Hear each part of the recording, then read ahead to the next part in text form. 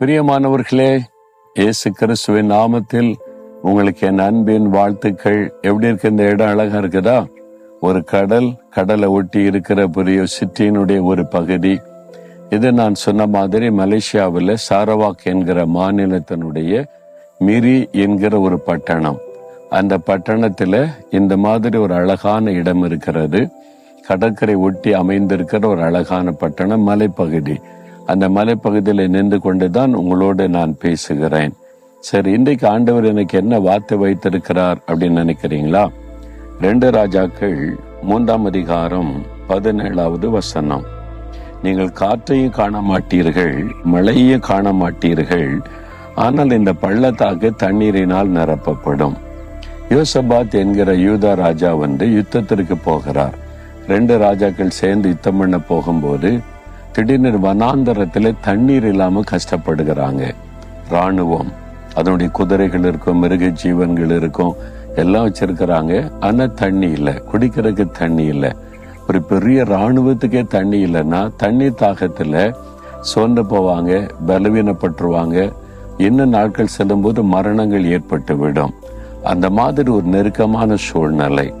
இந்த யோசபாத் தேவனை விசுவாசிக்கிற மனிதரா இருந்ததுனால கர்த்தர் என்ன சொல்லுகிறார், இந்த ஆபத்துல எங்களுக்கு என்ன நடக்கும், இந்த மாதிரி ஆபத்தில் அகப்பட்டு கொண்டிருக்கிறோமே, எப்படி உயிர் போகிற சூழ்நிலை அல்லவா என்று சொல்லி ஒரு கர்த்தருடைய தீர்க்கதரிசி அணுகுகிறார். அப்ப ஆண்டவர் என்ன சொல்லுகிறார் என்று சொல்லி கேட்கும்படி அவர் வேண்டிக் கொண்ட போது கர்த்தர் ஜெபத்தை கேட்டு பதில் கொடுக்கிறார். இந்த பள்ளத்தாக்கு எங்கும் நீங்கள் வாய்க்கால்களை வெட்டுங்க. வாய்க்கால்களை தண்ணி சேரன்னா அது கட்டி நிக்கணும், இல்லை வாய்க்காலை வெட்டுங்க. ஏன்னா பெருங்கூட்டரான வாய்க்காலை வெட்டுங்க. நீங்க காற்றையும் காண மாட்டீங்க, மழையும் காண மாட்டீங்க, பள்ளத்தாக்கு தண்ணீரானால் நிரப்பப்படும் என்பதாய் ஆண்டவருடைய வார்த்தை வருகிறது. அது எப்படிங்க? இது வனாந்தரம், அங்கே தண்ணி வர்றதுக்கு வழி கிடையாது. இப்ப மழை காலமும் இல்லை, காற்றும் இல்லை, மழை வருகிற சூழ்நிலை இல்லை. ஆண்டவர் சொல்றாரு, சூழ்நிலையெல்லாம் பார்க்காதங்க, நான் சொல்றேன், வாய்க்காலை மட்டும் வெட்டுங்க. காற்றையும் நீங்க பார்க்க மாட்டீங்க, மழையும் பார்க்க மாட்டீங்க. உங்களுக்கு தேவை தண்ணீர் தானே, தண்ணீர் வரும். அது எப்படி வரும்? அதுதான் இயற்கைக்கு மேற்பட்ட காரியத்தை செய்கிறவர் தான் ஆண்டவர். உங்க வாழ்க்கையில கூட ஆண்டவர் சொல்றார், மகனே மகளை வாய்க்காலை வெட்டு. உனக்கு என்ன வேணும்? ஜபம் ஜபம் ஜபம் ஜபம். நீ வாய்க்கால வெட்டு. எனக்கு இது வேணும், அது வேணும், இந்த நடக்கணும், இந்த காரியத்தை செய்யணும். வாய்க்கால வெட்டு, முழங்கால் படியிடு, ஜபம் பண்ணுங்க.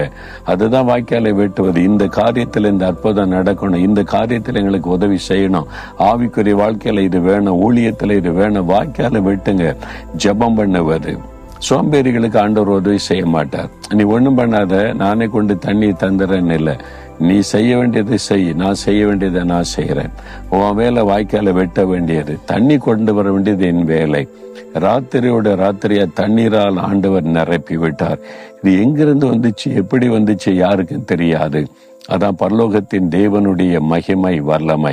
உங்க வாழ்க்கையில கூட இது எப்படி நடந்தது என்று ஆச்சரியப்படும்படியான காரியத்தை தேவன் நடத்துவார். இது நடக்க முடியாது, ஆனா நடந்திருக்கிறது, அது கர்த்தரால் ஆயிற்று. இந்த ஆண்டவரை துதிக்க போறீங்க. இந்த மாதத்தின் இந்த கடைசி நாள்ல இருக்கிறீங்கல்ல, விசுவாசத்தோட சொல்லுங்க, ஆண்டவரே நான் வாய்க்காலை வெட்டுகிறேன். முழங்கால் படியிடுங்க, ஜெபம் பண்ணுங்க, குடும்பமா ஜெபிங்க. இந்தந்த காரியத்துல எங்களுக்கு உதவி செய்யுங்கன்னு கேளுங்க. ஜெபம் என்கிற வாய்க்காலை வெட்டுங்க. ஜெபத்துல வாய்க்காலை வெட்ட வெட்ட வெட்ட உங்களுடைய விசுவாசம் பலனடையும்.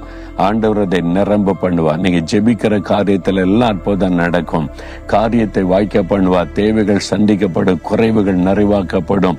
நடக்க வழியே இல்லையே, வழி இல்லாத இடத்துல வழி உண்டாக்குறவர் தான் கர்த்தர். முடியாததை முடிய செய்கிறவர் தான் கர்த்தர். கர்த்தரால் அதை முடியும். நீங்க விசுவாசிங்க. இப்ப ஜெபிக்கிறீங்களா?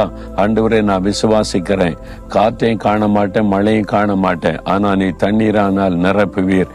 நீர் வல்லமுள்ள தேவன், நான் விசுவாசிக்கிறேன். என் வாழ்க்கையில இப்படிப்பட்ட அற்புதத்தை செய்வீர். நான் வாய்க்காலை வெட்டுகிறேன், ஜெபிக்கிறேன் அப்படின்னு அர்ப்பணித்துக் கொள்ளுங்க. ஆண்டவரே, எங்க வாழ்க்கையில நீர் அற்புதங்களை செய்கிற தேவன், முடியாததை முடிய செய்கிற தேவன். இந்த மகளுக்கு, இந்த மகனுக்கு இன்றைக்கு ஒரு அற்புதம் தேவை. காற்றையும் காண மாட்டீங்க, மழையும் காண மாட்டீங்க, தண்ணீரினால் பள்ளத்தாக்கு நிரப்பப்படும் சொன்னீங்க. இயற்கைக்கு மேற்பட்ட ஒரு அற்புதத்தை இன்றைக்கு இந்த மகளுக்கு செய்யும், இந்த மகனுக்கு செய்யும். ஒரு அற்புதத்தை காணட்டும். நீ சர்வ வல்லமுள்ள தேவன் என்பதை விளங்க பண்ணும். இயேசு கிறிஸ்துவின் நாமத்தில் ஆமேன், ஆமேன்.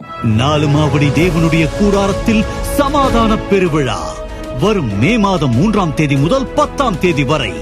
குடும்பத்தில் சமாதானம் இல்லையா? வாழ்க்கையில் நிம்மதி இல்லையா? தேவன் தரும் சமாதானத்தை பெற்று அனுபவிக்க வாருங்கள் சமாதான பெருவிழாவிற்கு. மேலும் விவரங்களுக்கு தொடர்பு கொள்ள வேண்டிய தொலைபேசி எண்கள்